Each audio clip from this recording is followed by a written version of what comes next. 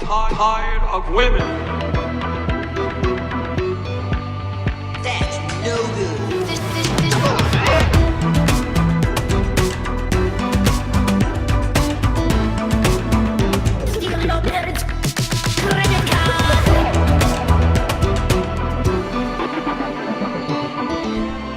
This Clap for that, you stupid bastard. to front basket.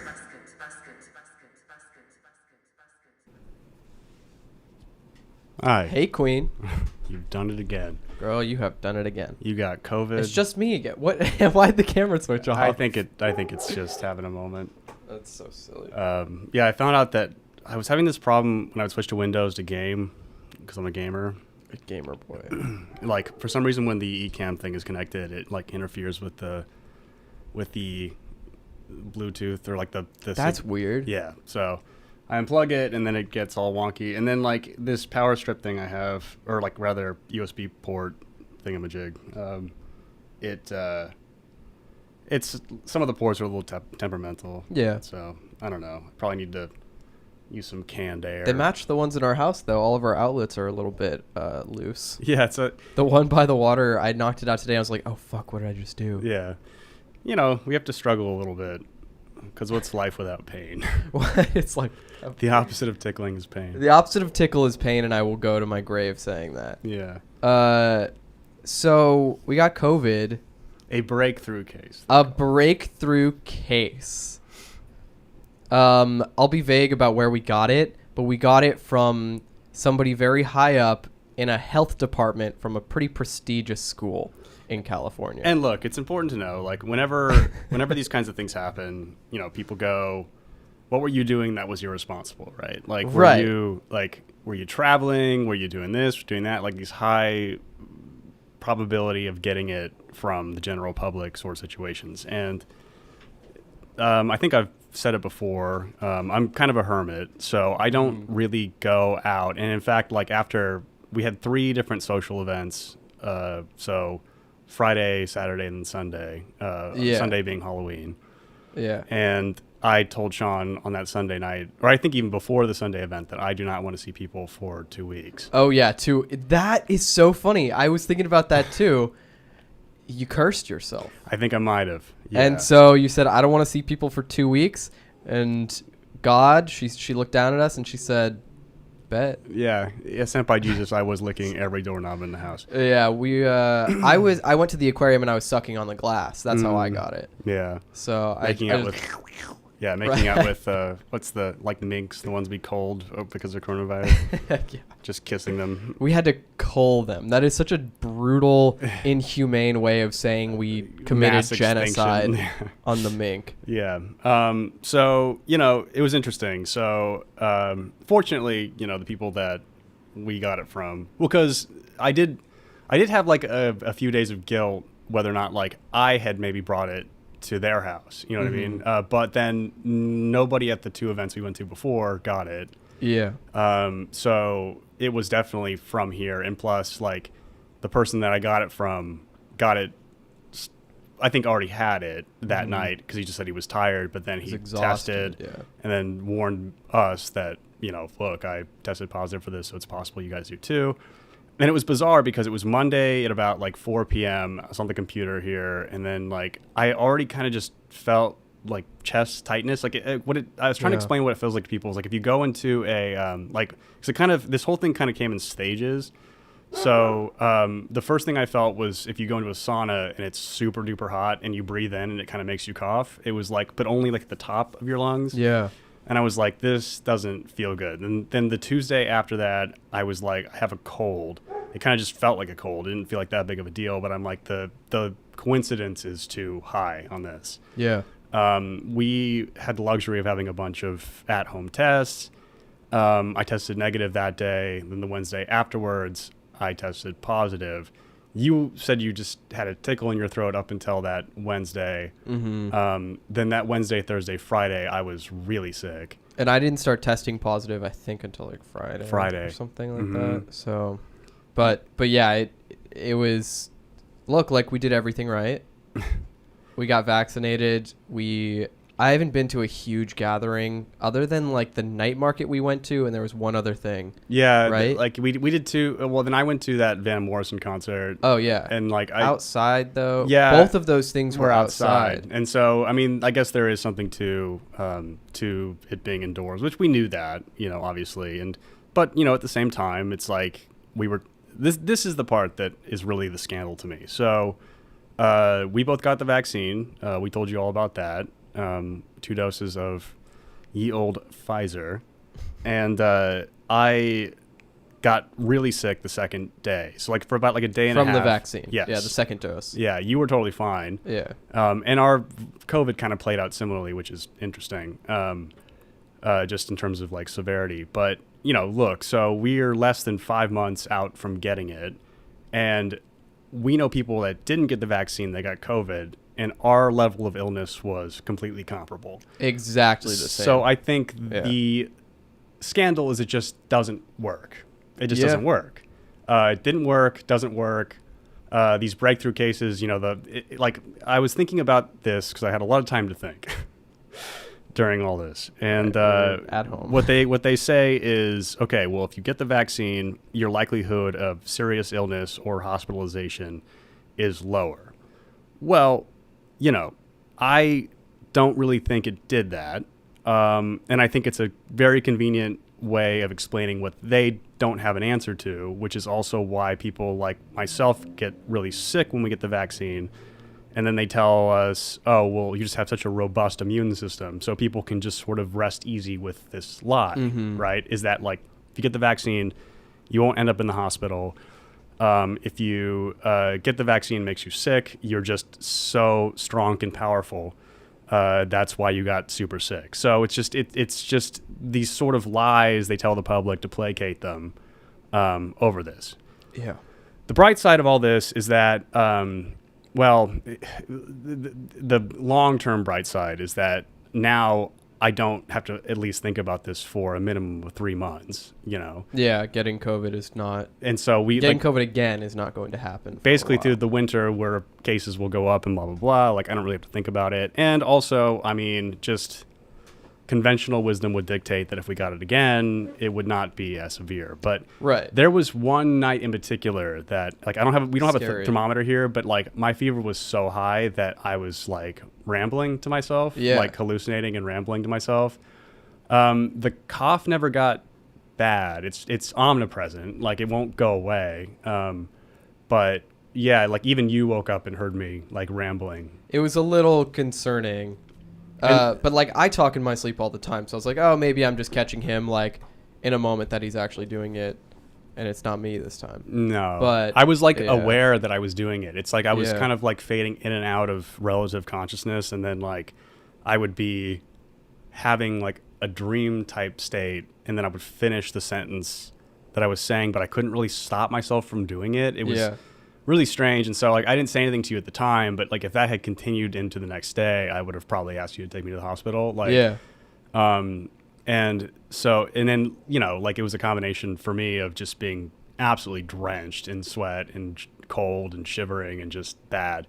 But it was like 3 days of bad shit, and it was like no sickness has ever put me in the hospital. But this one got as bad as any other sickness I've had that got bad. Yes. Like this, if we were supposed to have, like weathered this sickness better because of the vaccine, it would not have been as bad as it was. We were out of commission. Yeah. Like for at least, those 3 days that it was really bad. And then the rest we could like, I don't know, buy NyQuil at CVS, and that would exhaust us for the rest of the day. That would have probably been the case had we not been vaccinated. So like, and then like now we're stuck in this giant logistical bureaucratic nightmare. So that's been arguably the most painful part of all of this. So you should explain what your school's doing to you. Well, luckily, like you don't have to report to the city or the state or whatever that you got it. And we had these rapid tests. We also had the luxury of not having to do that. Like, because like I don't really like, because also, the thing of not like, avoiding having to go get officially tested, like with the PCR thing, was to avoid what you then had to deal with, which to me is invasive and weird and why? It was psychotic what I dealt with. So I'll give a quick rundown, but then I also would want to go through my my journalistic venture based on what I ended up doing. Oh, and I didn't stop vaping, so that probably didn't help, and I'm going to do it right now. So I'm just telling you, I'm a man of many weaknesses, and here's one of them. So because I had to miss class because I knew I had COVID because I took a positive test, I had to email my professor who on Monday morning, I have class Monday, 8 a.m. This would have been, so Halloween happened on a Sunday. The next day was my Monday morning class. I went to that one, not feeling anything, no symptoms, didn't even know I had been exposed or whatever. And then after that class, you started to get a tickle in your throat. Or you started to feel sick. I started to get the tickle in my throat. I emailed my professor, hey, I took a COVID test and I'm positive. I'm not going to come to the next class for obvious reasons. And she was like, okay, can you submit to me the test results that you got? And I was like, okay, I'll send you my rapid test results. I'll send a picture of myself with the rapid test that says positive so that she knows it's me. It's not me like stealing a photo from Google or whatever. She's like, great. You need to report this to the student health services now for it to be like a valid excuse for your absence. Student health services gives me so much fucking sass for no reason. I tell them I'm positive and I'm not going to come to school. So there's my case report. And they're like, well, you actually need a PCR test to prove that you're COVID positive. And I'm like, why? I know that I'm COVID positive. Why would I get a PCR test and like endanger somebody else? Because I already know I have it.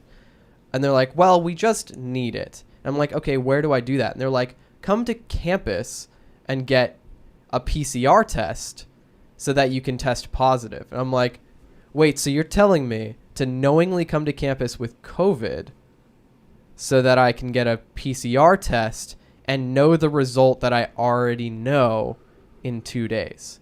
And they're like, yep, you got to do it. It's like, all right. I'm just so we're clear, Raul was his name. Fucking asshole. I hate this man. Mm-hmm. Just so we're clear, Raul. Like I know it's not his fault, but he didn't have to sass me in the way he did. Just so we're clear, Raul. You're telling me to come to campus with COVID right now. And he was like, I'm telling you to get a PCR test on campus. I'm like, I have COVID. You're telling me to knowingly bring COVID to the campus. And he was like, it's you got to do it. But the sass he gave me, that was like, I told him like, I don't want to come to campus. And then he was like, you have to do it. And I'm like, fine, I'm going to come to campus every single day. And he was like, well, now you're just contradicting yourself. Do you hear yourself? And I'm like, excuse me? You didn't tell me that part of it. Yeah, he said that to me. It was really cool. And so that's when I kind of flipped. I'm like, I'm going to come to campus every single day with COVID to get a PCR test until I test negative. How does that sound? And he was like, if you want to do that, you can do that. I'm like, that sounds really safe and responsible, doesn't it, Raul? Prick. I hate that man. Again, not his fault. COVID policy on campus. Yeah, he didn't have to be a dick about it, though. But he was a dick about it. So I do that. I go to campus. I get my PCR test. It obviously comes back positive. The thing I want to, like, just a real quick pin. Like, the thing that, and I'll get into this after you explain all this, is, like, the absolute level of importance we're supposed to put on this. Yeah. But the absolute lack of sympathy with the inconvenience this causes the person that gets the virus. Yes. And it just reiterates this point of, like, how important is this really? Yes. So, go to campus, get my PCR test. I meet this really lovely student health services worker. She was a student at the school. I won't say her name, but, like, I'll remember her. I wrote her name down because, like, I'm going to end up seeing her again at some point, I'm sure. Like, we'll run into each other on campus. She was such a sweetheart, and as I finished taking the test, of course I'm still masked up and everything, but, like, as I finish taking the test, I go up to her and I'm like, hey, like, do you have a second to talk? I am doing a report on frontline workers during COVID on campus, and I wanted to maybe ask you a few questions. And she was so eager to talk to me, like, so happy to answer my questions about what it's like doing the job that she does. So basically she's basically like an usher. She tells you which stall to go to and then tells you to leave. Like, that's all she does. But I'll open up my notes because I asked her a ton of questions and got a ton of answers from her. But she was so sweet. Answered all of my questions and like told me what I suspected, or what we already knew, basically, about being this kind of employee.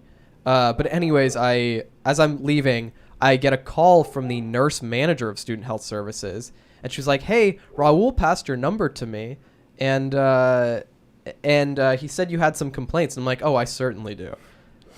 And so I just told her that I got a test and that I was going to come back to campus every single day until I test negative. I ended up not doing that. I thought it was a little extreme and a little reckless. But here's the journalism that I did. Here's my journalism for the week. Mm-hmm. So basically, when I talked to Raul, he works in the office at the Student Health Services. Needed the PCR test. I already told you guys all of this, but he on the record said yes, that I should come to campus with COVID as many times as I want to get that PCR test. Okay. But anyways, I met this girl on campus who was doing the ushering or whatever. I asked her if she was a volunteer. No, she's paid to do it. She works for the Student Health Services. I asked her if she was comfortable telling me how much she made or if she made a comfortable amount of money. She flat out was like, "Oh, yeah, I'll tell you how much I make. It's $14.50 an hour." Do you want to know what the minimum wage is in California? It's I think it's 12 something now. No, it's $14. Really? It's been up a lot. And next year, January, in 2 months, it's going to be $15.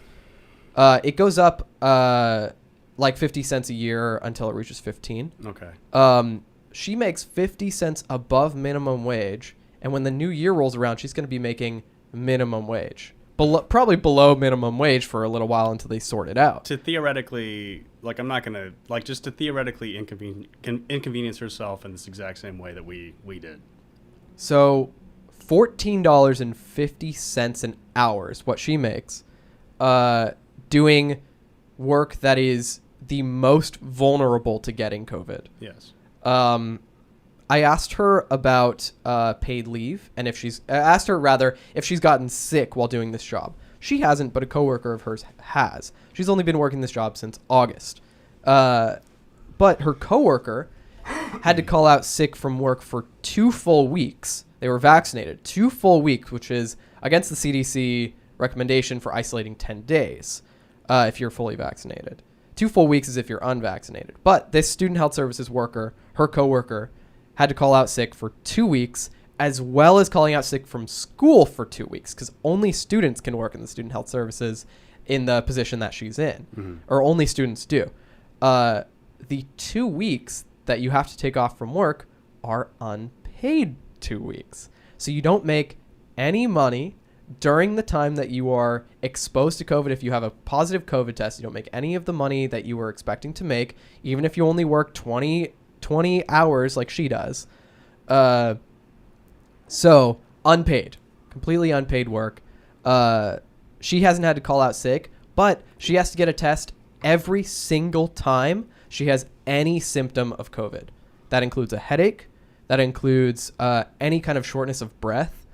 She's required to get a COVID test every single time she feels anything for that. And if she gets a positive test, she's out for 2 weeks from school and from work. And theoretically, you could have a positive test for 90 days. Right.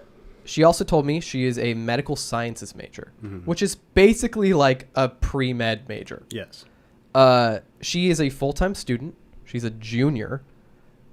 She's got a lot of fucking shit on her plate. So I asked her, like, if she has a hard time juggling school and work, even with this job only working 20 hours. And she's like, "Oh yeah, I'm about as stressed as I would be working a regular job, but I am twice as scared working this job because I know that if I get sick, my life is over for 2 weeks and I'm going to spend the next year catching up," which was really great to hear. Overall, though, she said she is generally happy or satisfied with the job because she's not happy with it. She said that she feels exactly the same way she would feel if she were working at Target and had a 20-hour-a-week job, which she at did Target, before, and she right? used to work at Yeah. Target before. She said she feels exactly the same. They treat her the same. She gets to sit down and take breaks. And it feels like something you're doing is making some kind of impact on the world. I Yeah. guess. Yeah. But the most egregious part to me was $14.50 an hour and no paid leave if you get sick. Right. Which is a natural hazard of the job she's working. Which I think that like that particular issue is what has really been beyond illuminating to me regarding this. And so, look, when you hear people like Joe Rogan or whatever, or like people on the internet say that like California is this lockdown, whatever. Like, no, everything's pretty much open. It's just all security theater. But the security theater does exhaust you because, so I don't know. There's more to this, I remember. So yeah, I ended up speaking to the nurse manager at the Student Health Services. And the nurse manager was the one who told me I could theoretically test positive for COVID for the next 90 days. don't they require you to have a negative test to go back to school? No, it's either 10 days of isolation or a negative test. I see. And so obviously I have to do the isolation. But the conversation I had with her on the phone, I was on campus when this happened. She called me after I finished my interview with this sweet girl who agreed to talk to me. The nurse manager, Tressa. What kind of name is that? Tressa. It sounds like the nurse manager. Someone tried to like name their daughter Teresa and was too drunk. Forgot an E. Yeah. Calls me as I'm leaving the test. Also giving me an unnecessary amount of sass from the start of the conversation. Right. By the end of the conversation, I got her to come around. Good. Basically, though, she was telling me, like, you could test positive for 90 days. You need to get a PCR test because of, like, statistical things, and it's COVID policy in LA County, so you have to do this. I'm like, God damn it, fine. Well, I'm on campus right now with COVID to get that PCR test. Like, I just had it, and I'll probably get my results soon. And she's like, wait, you're on campus? And I'm like, yeah, Raul said I should do this. She was like, you didn't have to come to campus for this. You didn't tell me this part. And I'm like, well, I'm going to because I was told to. You did have to go, though, exactly. Right? I'd have to go to campus to get the PCR test, or I could go to some other place and get a PCR test. But why would I do that when I can, they told me I had to come to campus. Yeah. So I went to campus with COVID, knowingly. Of course, I was wearing a mask. I wasn't exposing anybody. But I told her, like, Raul told me to knowingly go to campus so that I could get a PCR test and prove that I am COVID positive. And then I also told her, like, I plan to come to campus every day until I test negative. I'm going to get a PCR test every single day. And she's like, well, you're probably going to test positive for 90 days. It's like, oh, great.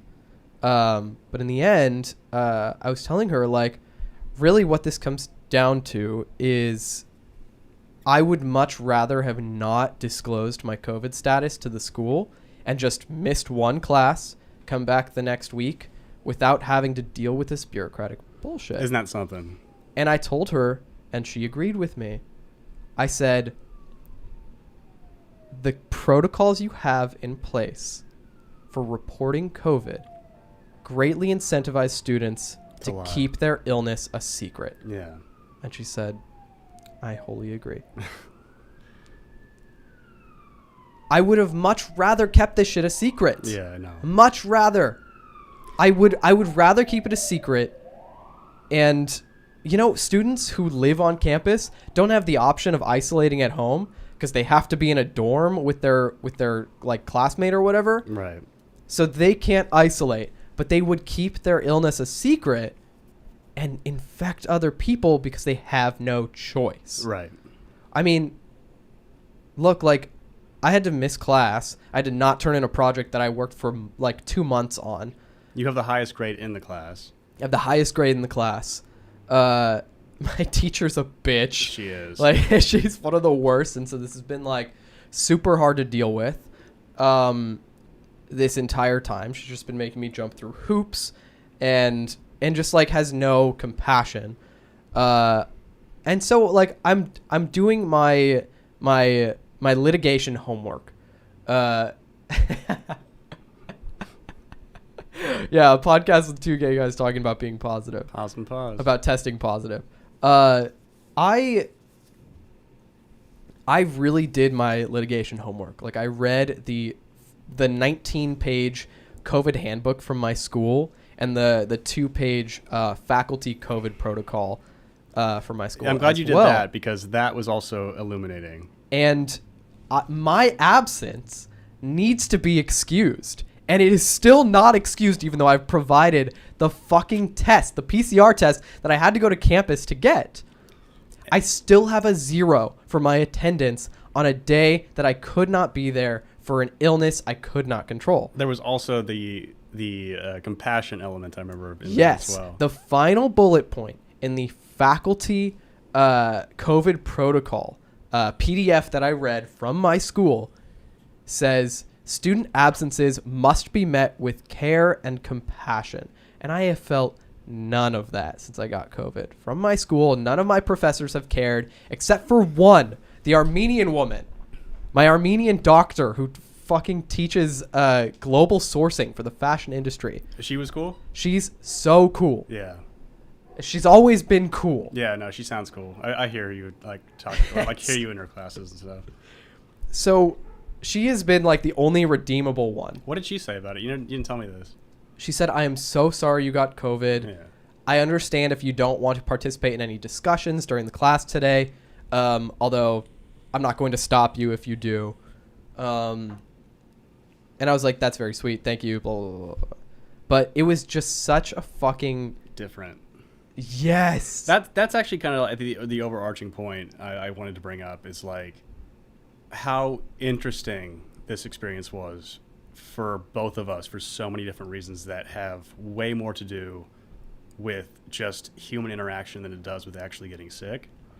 So getting sick was shitty. Like we said in the beginning, like definitely would have played out the exact same way if we had gotten vaccinated or not. And we did. And we don't discourage people from doing that. Like, yeah, get vaccinated. If you're old or you're like compromised in some kind of way, you're overweight, just go and do it. You know, like we talked to our neighbors we like very much who are all really overweight, and they said it put them in the hospital for 15 days. Crazy. Especially one of her daughters, she's a really, really, really, really big girl. And so, yeah, you know, like, but we all did this and we're enduring this because there's no public health conversation about, you know, what might actually put you more at risk if you have a pulmonary virus, obviously. And then you look at the dead, blah, blah, blah.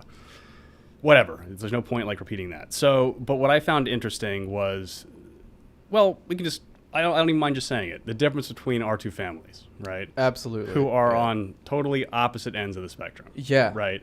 So, do you mind saying kind of your families, so your parents? My parents are not vaccinated. They're a bit more conservative. Not a big deal. They're not like an intolerable conservative. They're not like the Ben Shapiro's. They're willing to like listen to like other viewpoints, you know. Exactly. And I love that about them. Me too. But they're not vaccinated. My dad, probably more for medical reasons. He just recovered from cancer, so like, who knows what it would do to his body? Whatever. My mom, political reasons. Yeah, sure. But they both got COVID. Yes.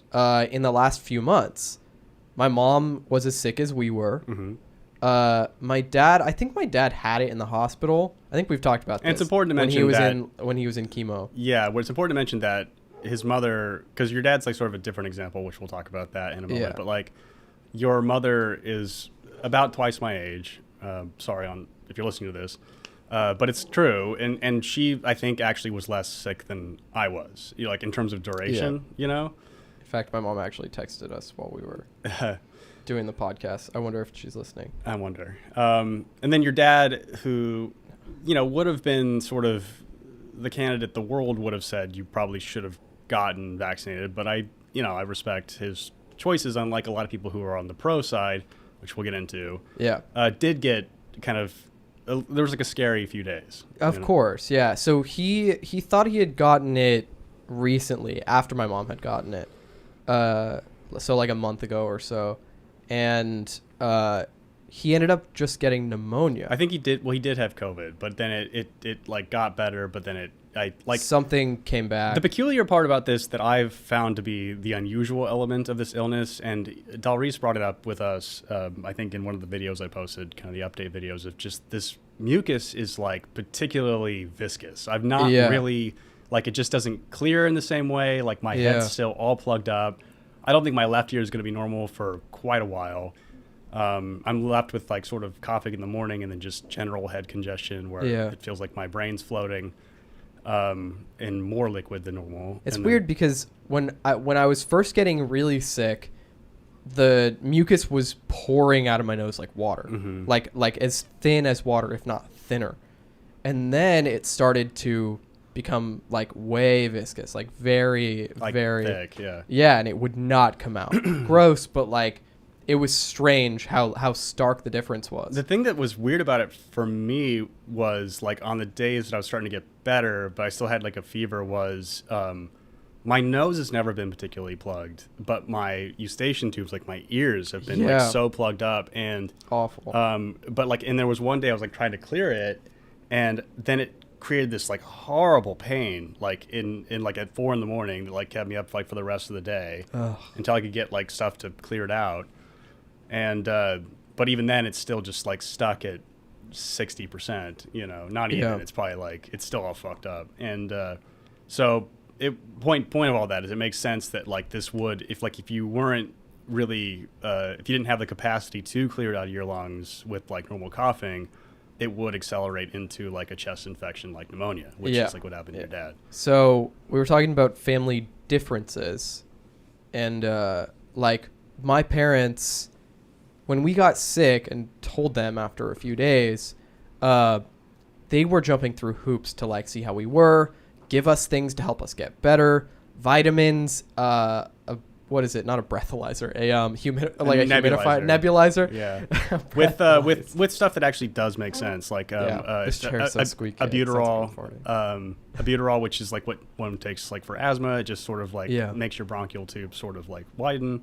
Yeah. I used to take it when I grew out of asthma, but I had it as a kid. And then, you know, all the other medications that come with the other side of the spectrum getting offered. But like we were kind of, by the time, like, because we didn't deliberately not tell them. It was just more like I wanted to wait to have the conversation until we were like on the other end of the peak. Yeah. Or on the other side or whatever. So like I kind of didn't say anything because I didn't want to like have the conversation.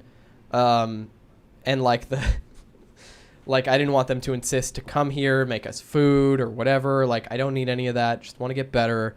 And like I had headaches, so I didn't want. Our peaks were like staggered enough to where we were able to take care of each other. Yeah. Like, and so that was a sort of, I guess, the bright side of it being sort of the way, or like played out the way that it did. Yeah. And Greg says COVID symptoms say dry cough. It was dry originally, and then I think that like between your sinuses draining and other things, it became wet later, and now it's like. Which I actually prefer it being like what I call like a productive cough, like like opposed to being dry, because it was just painful and dry, like for the first like few days. Yeah, for sure. So yeah, and then so the stark contrast was my mother, who has made COVID and the vaccination her entire identity, right? Like it has been. I cannot go to her house without some article. I mean, can you explain it? Because I feel like I'm going to color this too much. It's like she is. Well, I'm certainly going to color it too. She is like the kind of. I don't really know how to put it. I mean, she is just like a Fauci fangirl. Yes. And I don't mean like she's fawning over him, but like. Everything he stands for is like, and everything he says is true. Everything he says is true. There's no skepticism. Her identity is all that, and so like she will constantly talk about the vaccine. She got the booster.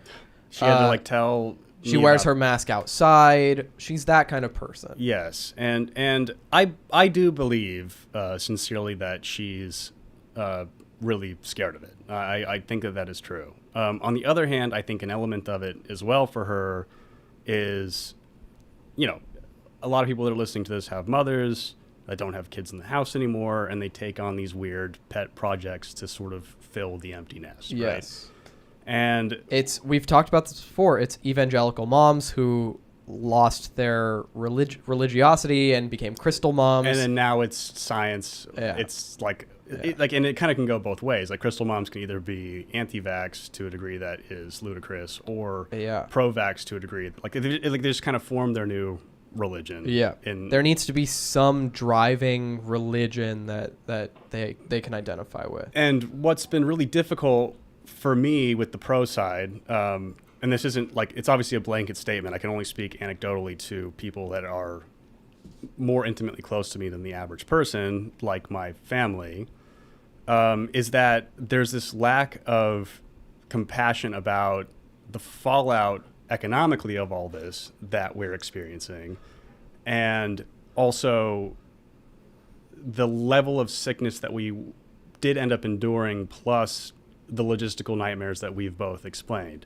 Yeah. And so when I got it initially, like I told her, just of like, because to me it was a big deal, especially because like finances and money have been like a giant conversation between the two of us, because they live a pretty comfortable, a more than comfortable life through which like they're able to have the feelings they have about coronavirus because they're financially insulated from all of it. Yeah, it has had zero impact on their financial stability. Correct. In fact, they've probably made a ton of They money have off made of a ton it. of money off of it, yes, because my dad is an autistic investor and can see the writing on the wall for what companies are going to make money, such as Pfizer. And so, you know, like, so I tell her that we're both sick, and her, after hearing her talk about this for 2 years and how this is the greatest plague that has ever befell mankind, she goes, well, I'm glad you were vaccinated.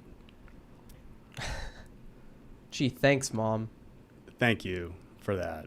Like, okay, number one, if you were just of the opinion that, which she probably was, that she believes that we wouldn't get that sick, then I get that statement. But it's like, again, this absolute isolation from the reality of what this means for me in the future, right? So I generally work in like a gig economy, meaning it's like jobs are not consistent. They come when they come, right? Yeah. And so this month I had a few things that I really needed to work out, right? One of them was a client that was supposed to come over this last Thursday, who's also very socially scared of this whole thing, socially, politically, and maybe even physically scared of it. I don't really know. I'm not going to make assumptions for him. But, you know, even though I feel differently than him, I'm not a bad person. So I just told him, like, hey, by Thursday, it would be over like a week since the peak of my symptoms. Like almost, we're getting close to like day 10, right? It can't in good conscience, because I know I'll still test positive, which I did, allow you to come over. And I said, like, I'm not willing to lie to you and pretend nothing's going on. So that had to get rescheduled for another week. Like that was a large money-making opportunity that I lost out on, right? So that's number one. Number two was yesterday, I got offered, well, a few days ago, I got offered a gig to start like a new DJ residency thing, which has been like kind of the first one since the pandemic started, which are great gigs because they're consistent weekend work that can sort of fill in the gaps when you are sort of a guerrilla music producer, gig worker, right? And I told my friend who gets me these gigs, I said, hey, like, you should know, like, I got this, and I probably would still test positive, but it'll be past, it would have been like day 12. Exactly, right? yeah. And 10 days is the CDC recommendation. So, and I'm like, I'm isolation. Fully vaccinated, got this, like, I'll wear a mask where I'm supposed to. Yeah. And like the way the venue set up, like you're pretty detached from the people, the patrons of this place. So it's not, it wouldn't have been a big deal. But then I was supposed to go, like, leave here at 6 o'clock to get there at about 7:30 in LA. And I get a call from him saying, they're demanding that you have a negative PCR test or you have gotten the booster. And I go, well, I'm not getting the booster because I just got COVID. So I'm not willing to take a shot for zero reason today. It's going to make me sick for more days. Yeah. Plus, I told you I can't pass a test. Yeah. So none of it really made sense to me. But But a PCR test would take at least 24 hours. right, so I would have had to have done it 2 days before, and what would have been the point? Because it would You just would come have up. been sick. Yeah. And so Crazy, like, dude. and so these are like the logistical issues that people seem to take for granted while they're making demands of how people should be behaving based on public health. And it's like you feel sometimes like you're in a simulation because the public policy is being dictated by people who seem to be largely unaffected by all this. But you go fill your gas tank and it's like $60. You go we go buy groceries, we buy meat, and I've never seen the bill get so high based on items that I've bought for the last 15 years. Yeah.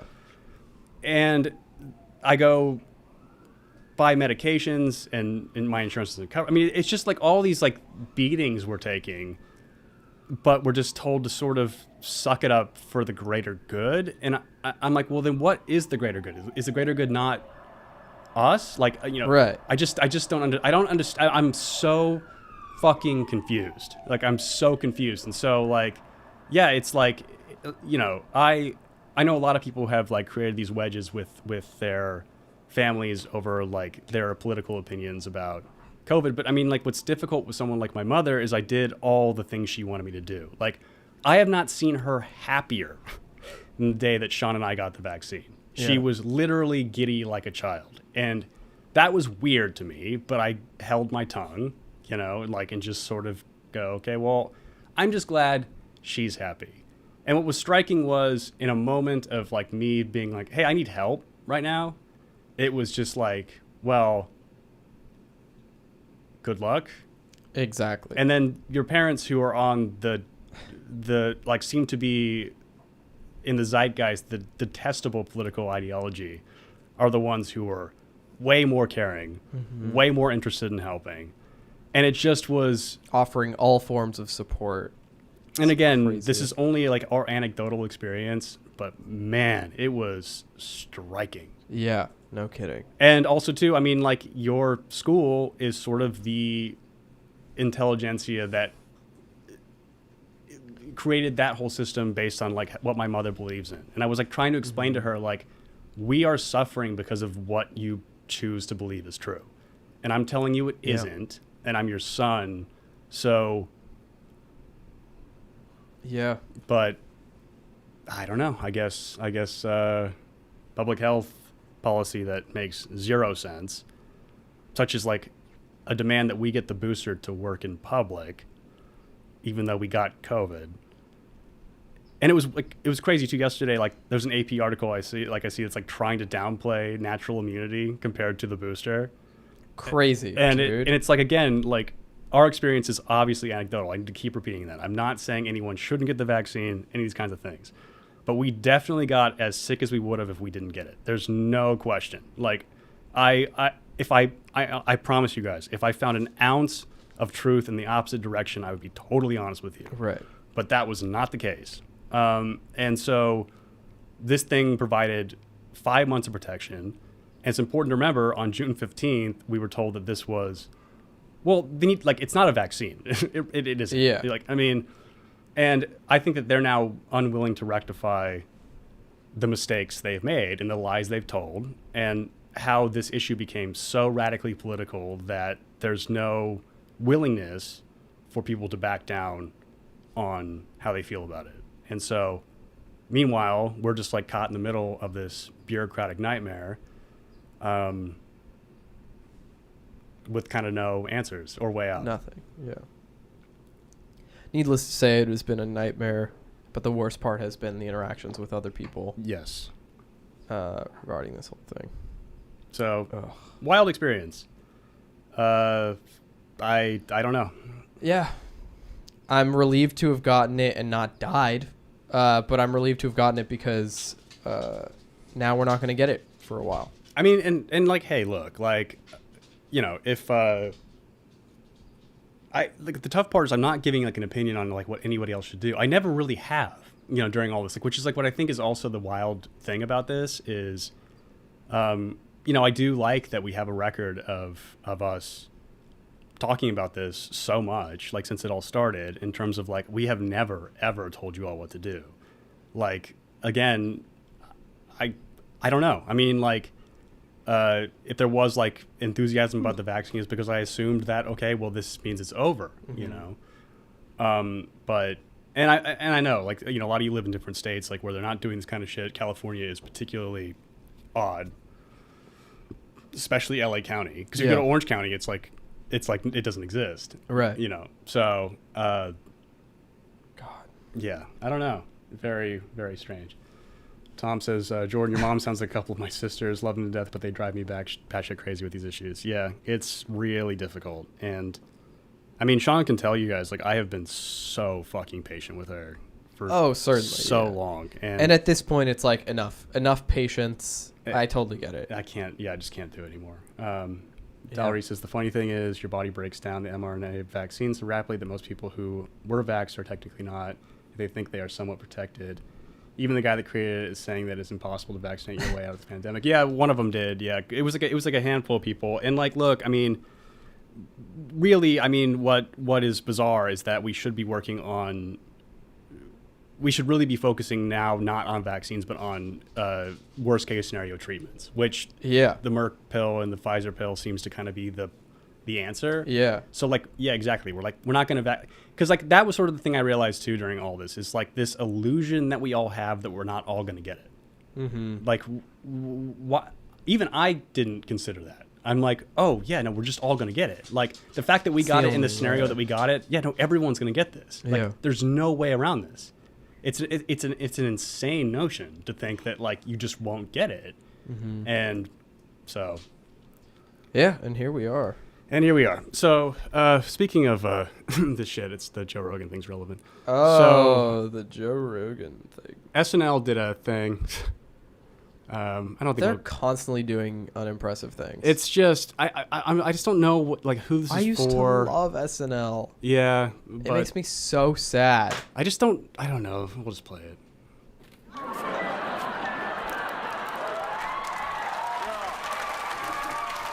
that's right. I used to host Fear Factor, and now doctors fear me. Can you help me, Joe? Oh, sure thing, Big Bird. You see, I took Carlos Mencia down. I could take COVID. Some zinc, and ayahuasca, and some horse medicine.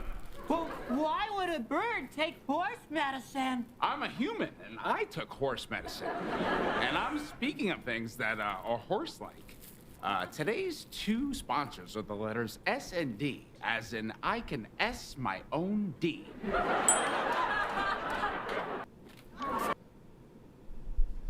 Tell me that wasn't the funniest thing you've ever seen, guys.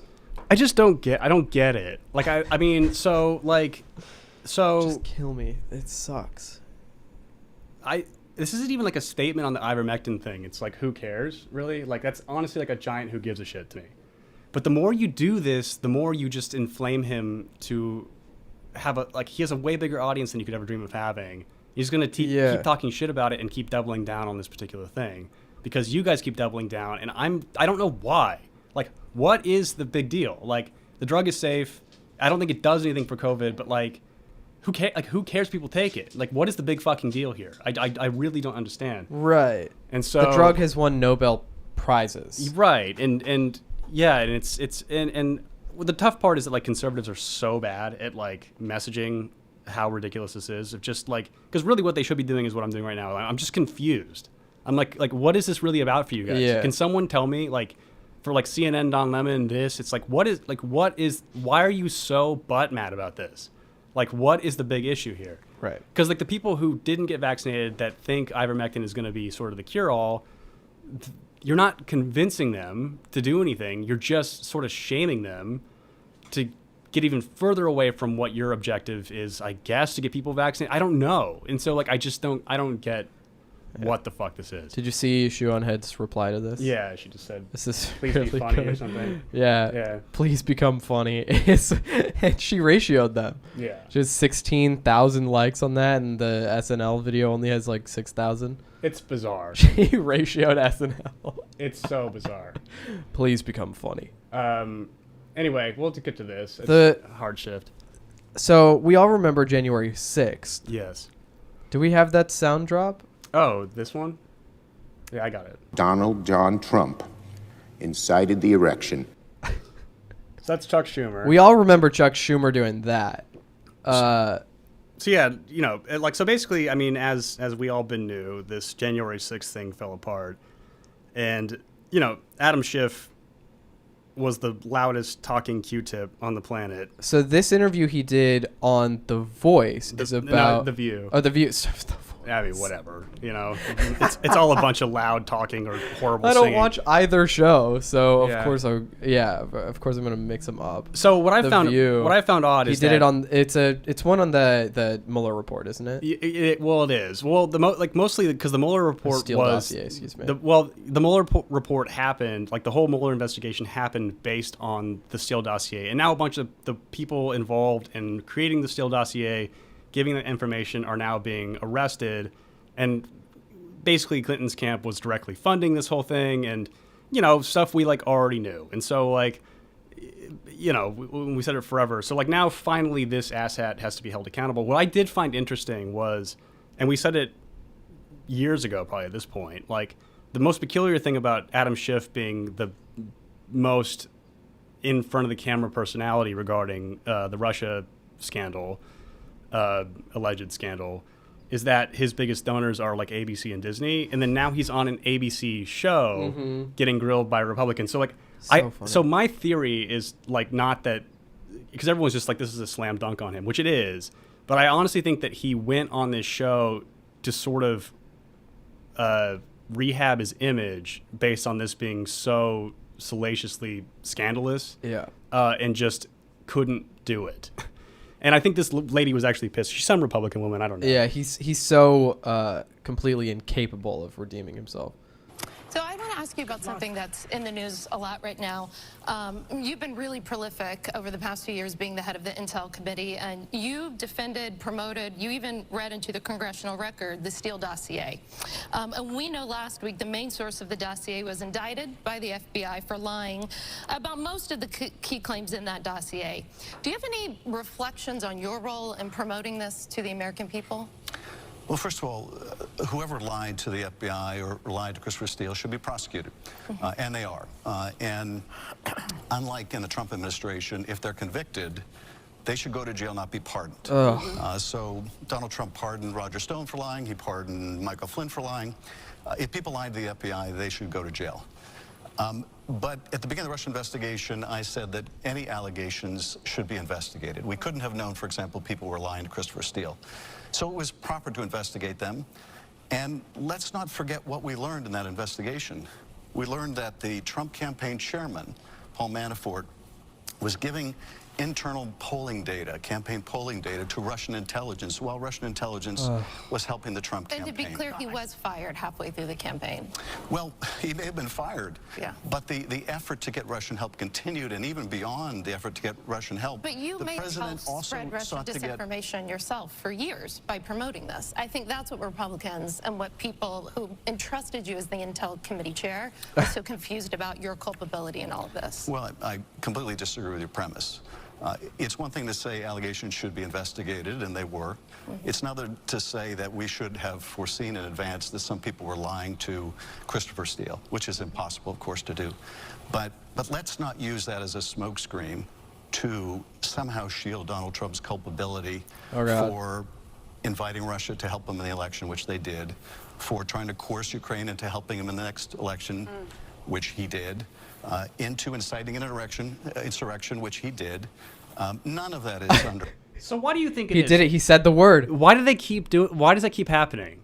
There's gotta be some. There's some like, psychosexual issue here. Psychosexual. I think one person did it, and now it's like everybody's thinking about don't say it, and they do. Or it's Trump's like cockstrong energy. Like I don't really know what the fuck it is. Like they just keep doing this. He but incited the erection. Yeah, which he did. But yeah, no. So it's just hilarious, and it's like it's funny to hear. And like I don't even really pull up the article because like we'll just close on it. But I don't really want the dorky university that Oh God, the yeah, Weinsteins and Barry Weiss and all those dork nerd Austin Webb for $250 million they want to build a camp, whatever. Yeah.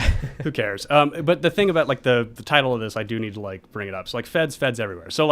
So he keeps bringing up like that we should have this trust in the feds, right? And then, we look at the erection on January 6th. Yeah.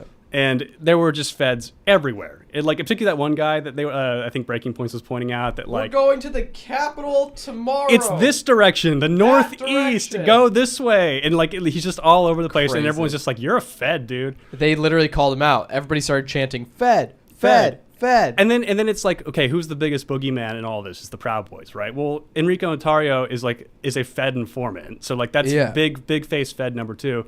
And then I had an article come up on my news feed of this guy in 2019 was planning to bomb like a Patriot Prayer type rally in Long Beach, right? Which is where we live. The rally never happened, probably because it didn't exist. But of course, there were 200 counter protesters there. Yeah, because that's usually how it goes. Leftist counter protesters showed up to a Patriot Prayer rally, right? Which that's like what seems to happen every time. It's like, okay, well, everyone gets hysterical about some Nazi rally in big quotes.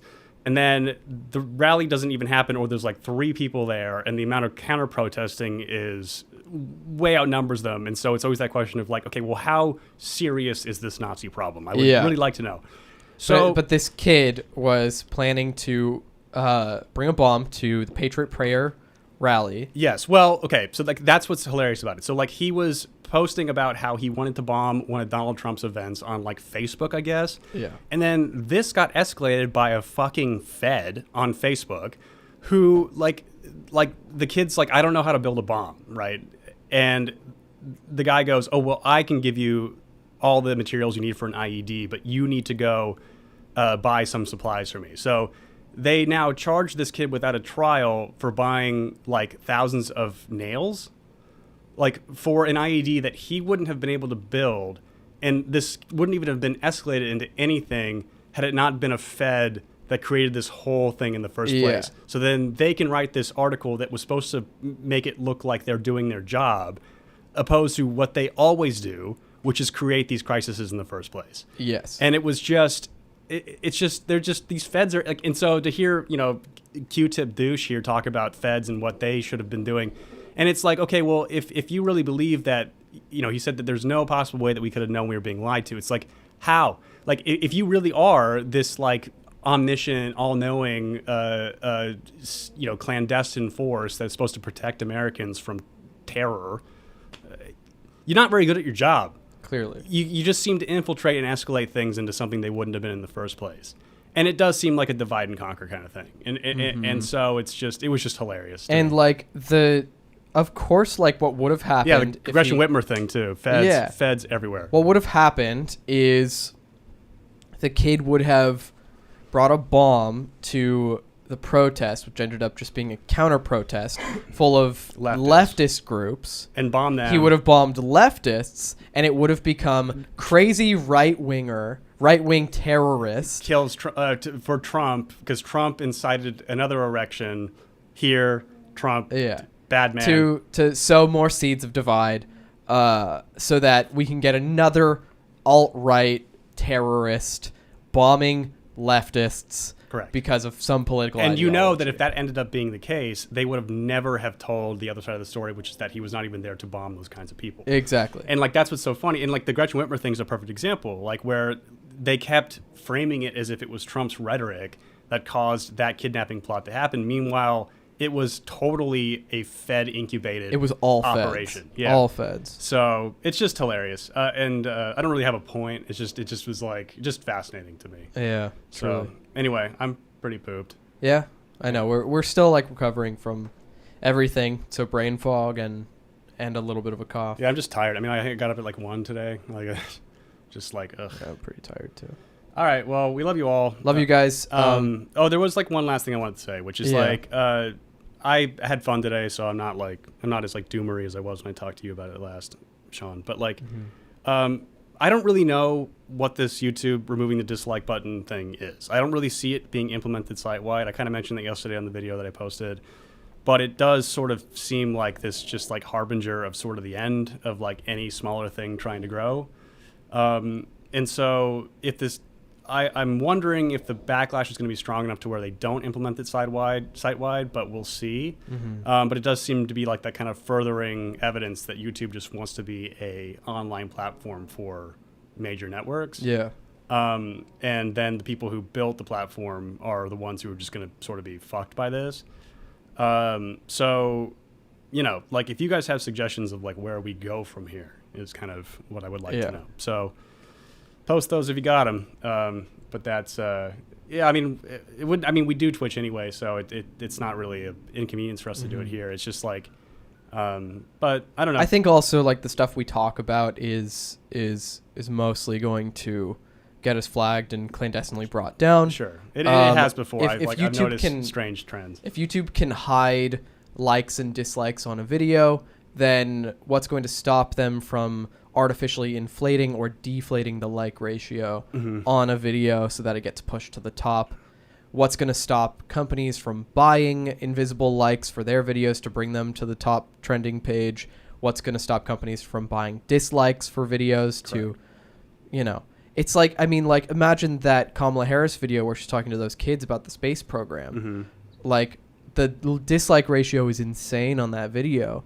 Imagine if they can just make that number not visible, and then journalists wouldn't and take give notice of it. Thousands of likes so that people like it. Journalists won't take note of it either, so we don't get public sentiment on basically public and videos. to find out that it was a bunch of Canadian actors and not real American children. I mean, like, which Exactly. I don't know if we would have if that hadn't have been ratioed so fucking hard. So yeah. But yeah, no, we're on Twitch. Like we're doing Twitch right now. It's simulcasting. So it like, but yeah, just any suggestion, we'll take it. Yeah. But we love you all. We'll see you next weekend. Bye. Bye.